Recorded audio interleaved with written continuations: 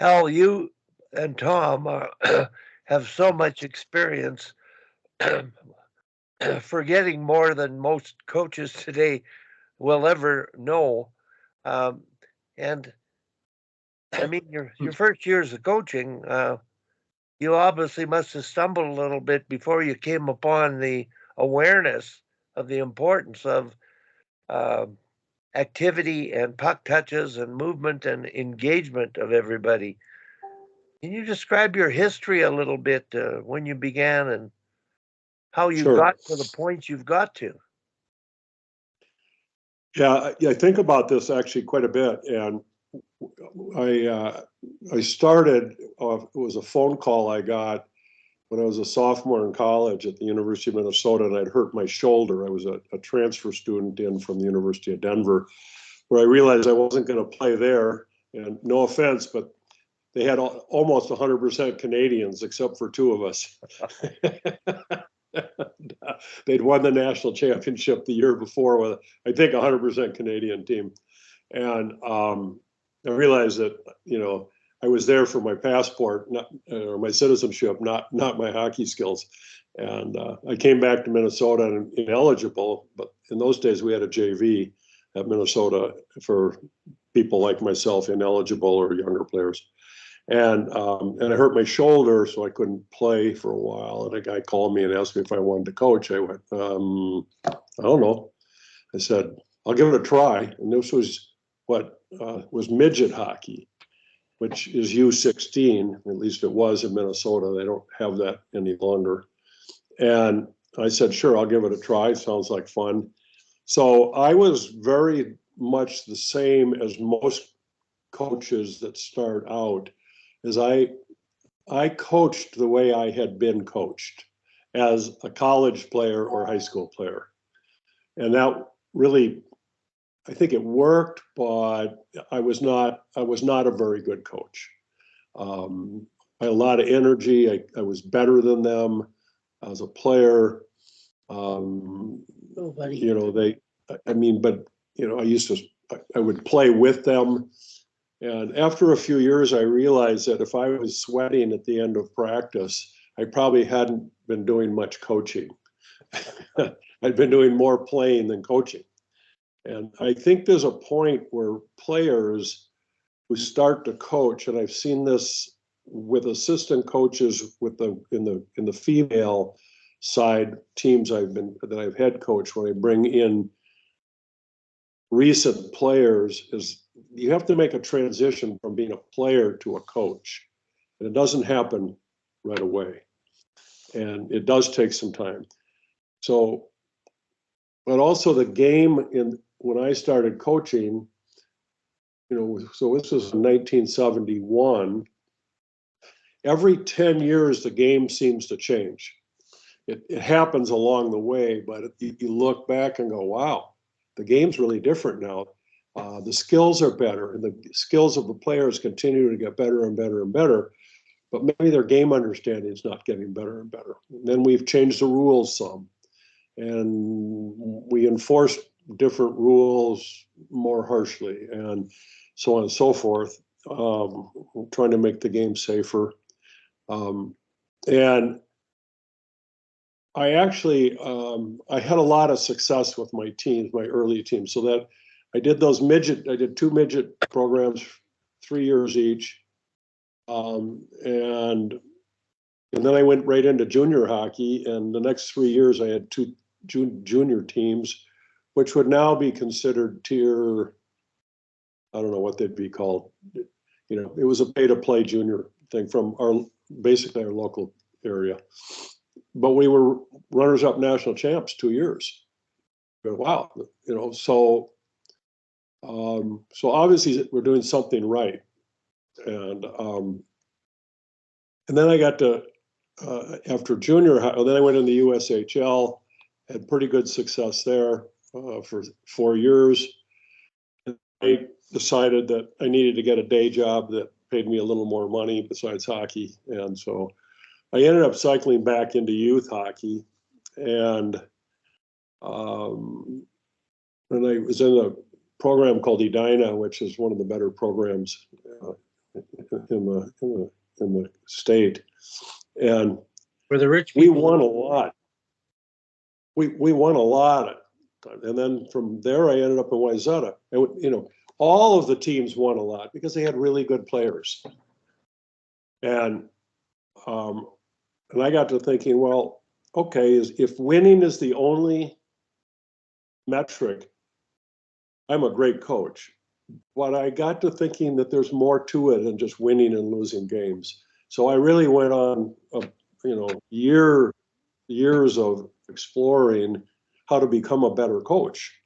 And it started with Jim Thompson's book, The Double Goal Coach, which was in the late 90s. He's Positive Coach Alliance. And I started to read it, and I recognized a lot of the stuff I was already doing. I'd sort of learned on my own, but here it was all written out in a book, and it was very insightful. I also became coach-in-chief of Minnesota Hockey, and I had some budget money, so I started to travel to the World Championships, the International Ice Hockey Federation coaching seminars, where I met Tom.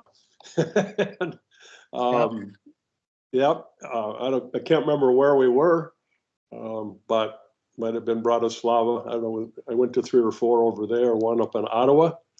And I got very involved also here in the coach education program for USA Hockey. And I was a strong advocate for that for them to start putting some of the core stuff online. So we did them all in person, and I would be running 6-7 hour coaching clinics. Initially, I was the only instructor, and I started inviting guest people to come in and talk about different topics, including referees, to get their view and their perspective on the game. But that was a lot of work. It was a ton of work, and then then I decided when I became coach-in-chief for Minnesota Hockey, I started to build out video programs, which I think you've seen. They're all on YouTube and or the Minnesota Hockey website, on skating, body contact for the U12, body contact for the U14 group, a lot of skating, stick handling videos, and they're all about 20 minutes long, because I'd seen so many videos from Europe. They were an hour and a half, or an hour and 45 minutes. They were hard for me to live, plus they're all in their own native languages, so I couldn't understand them, but I could watch and see. And I realized very quickly that we're all doing the same stuff. They're just doing more skill stuff than we do. And so that kept me pretty busy doing all those videos. And now this one I just shot the last 2 days on this. So one of my views is that there's so much great drills out there, but for an inexperienced coach, there's so many drills, they don't actually really know what to do. So they have 3 or 4 that they like, and that's just what they do all the time. Well, and I'm not certain they can actually even know what the purpose of the drills are or how to instruct them. They just draw them, ask the kids to do them. They do them for 5 or 10 minutes, and then they go on to the next one. So, this video is designed to say, here's how to segment your practice. You don't have to do these drills that we do, but these are the types of drills or scenarios you build into your practice. And here are the things you get rid of. Get rid of your whiteboard, leave it in the locker room. If anybody's standing around for more than 20 or 30 seconds, then do something different, or get more kids involved. Do something, and let there's this phrase they say, let the game teach the game. And I think I heard here on the Sharks, a Finnish coach once said the Americans have really taught their kids to stand in line very well. I'm trying to get them out of line and get them moving, and let their natural athletic abilities develop through activity, rather than, you go here, you go there, you go here. So, and as I obviously I spent a lot of time thinking about all of these things, and I'll take a drill and practice, and I'll just change it because I see something that I think will make it a little bit better for this particular group of kids, and at this point in the season. And I'm always tweaking what we're doing a little bit, because it's about applying the right medicine to the problem, or the right situation, because it's obvious that we need it right. These kids need it right now, and they're ready for it, and they'll take it, and then they get it. And Wally, I think Tom told me the high, low, fast and slow for 2-on-1s, right? And you and I did that through email, and it's in the video now, and the kids all know it. I mean, it was so clever. And so I take things from everybody, and from you, Wally, and from Tom, and everybody else on the Sharks, and I grab the little pieces that I think inspire me, and I hope will inspire my players, and help them become better athletes, and love the game of hockey. It's just so important to make sure they love hockey, and that they have a great experience. But we try to hold them accountable for their effort, primarily their effort and their attitude.